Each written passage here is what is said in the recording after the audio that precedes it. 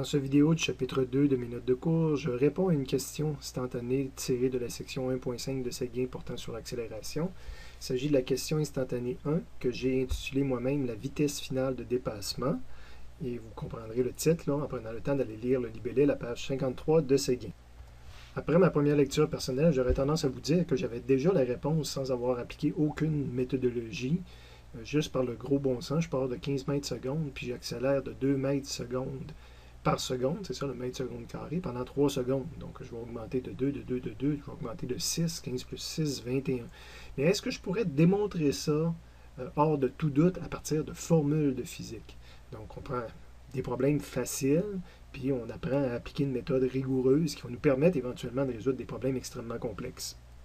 Première étape de cette méthode rigoureuse-là, de relire le problème et d'identifier nos données. Première chose que je rencontre, c'est la vitesse initiale de 15 mètres par seconde, donc V initiale.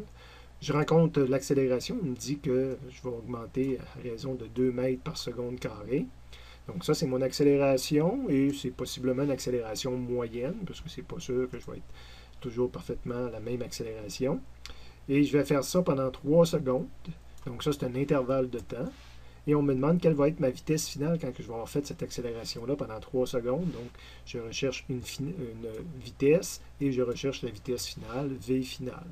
Représentation typique, cinématique. Première donnée, V initiale. Donc, j'ai un objet avec une certaine vitesse initiale qui n'est pas égale à 0.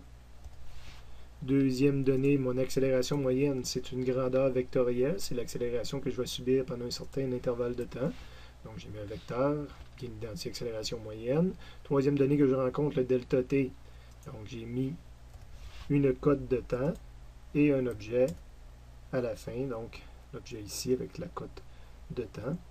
Il me reste à montrer la variable v finale, c'est d'ajouter le vecteur à la fin. Donc, évidemment, il va être plus grand. Je vais avoir augmenté de vitesse.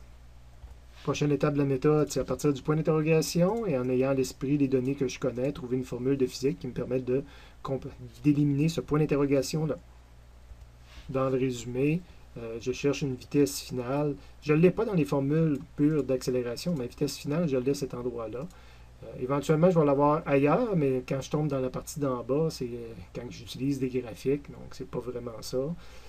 Donc, la formule que j'ai pour résoudre mon problème, c'est celle-ci. La variation de la vitesse que je vais maintenant retranscrire intégralement dans mon problème. Prochaine méthode en vert, c'est d'utiliser justement les données en vert. Donc delta Vx, je ne l'ai pas, donc je ne peux pas le remplacer, est égal à vitesse finale selon x. C'est le point d'interrogation qui est ici, donc je ne peux pas le remplacer. Je vous rappelle que quand je vois le selon x, c'est traiter le signe. Traiter le signe, c'est d'aller voir le vecteur. Vous allez dans le même sens que le x, donc c'est un signe positif. Évidemment, un signe positif, je ne suis pas obligé de le mettre, mais il faut comprendre que je fais cette étape-là. Moins vitesse initiale selon x. Vitesse initiale, c'est le 15 qu'il y a là. Selon x, ça implique de traiter le signe, c'est d'aller voir le vecteur et dire, c'est simple, c'est moi qui l'ai dessiné, donc j'ai choisi de le mettre dans le même sens que l'axe des x. Donc le 15 qui est ici, avec le selon x qui ici, devient 1 plus 15, ce qui peut être négligé. J'ai utilisé une première équation de physique, mais j'ai 2 inconnus dedans. J'aurai une réponse à mon point d'interrogation si j'ai une valeur de variation. Donc là, je retournerai dans le résumé, puis je tomberai probablement sur, je n'ai pas utilisé le 2 qu'il y a là encore, je n'ai pas utilisé l'accélération, donc il y a une formule pour le module de l'accélération, on l'a vu tout à l'heure. Donc l'accélération, c'est delta Vx sur delta t. Le delta t, je l'ai dans le problème. Donc quand je vais faire mon remplacement en vert, l'accélération moyenne, c'est le 2 qu'il y a là.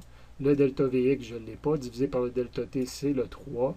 Donc, j'ai une deuxième équation. Je n'ai pas rajouté de nouvelle inconnue. Je reste à 2 inconnues. D'ailleurs, cette deuxième équation-là me permet d'obtenir le delta Vx. Le problème de physique est fini. On passe à un autre problème. Évidemment, c'est intéressant de faire les mathématiques, de le pitonner sur une calculatrice ou de l'isoler de façon conventionnelle. Fait qu'on voit le 6 que j'avais mentionné tout à l'heure, puis le 15 plus 6 qui donne 21. Ou de le faire de façon conventionnelle, de dire ma vitesse finale, j'aurais pu l'isoler, dire c'est vitesse initiale plus delta Vx. Le delta Vx, je vais le remplacer par ce qu'on a ici, donc je vais isoler delta Vx va être égal à A moyen fois delta t, c'est la valeur absolue évidemment au départ, mais l'analyse de la situation me dit que j'ai eu une augmentation de vitesse, donc la valeur absolue de la variation va être une variation positive, ma vitesse augmente. Donc, je peux laisser tomber la valeur absolue. Ça me donne une équation que je peux aller réécrire dans l'autre ou faire un calcul intermédiaire, etc. Je peux faire mes mathématiques de façon conventionnelle. Intéressant quand je le fais juste avec les symboles. Quand j'ai fait mon remplacement, quand dans cette équation-là, j'ai remplacé delta Vx parce que j'avais trouvé ici, je tombe sur une formule générale qui me permettrait toujours de régler les problèmes qui ont ce même pattern-là au départ, là, de données fournies, données recherchées. Mais surtout, je tombe sur une formule, on va le voir très bientôt dans la prochaine section de Séguin, une formule de base, ou en tout cas très similaire à une formule de base de physique, là, le mouvement uniformément accéléré, quand on a une accélération constante ici, on va l'écrire légèrement différent, mais ça va être une formule de physique pour la prochaine section de Séguin.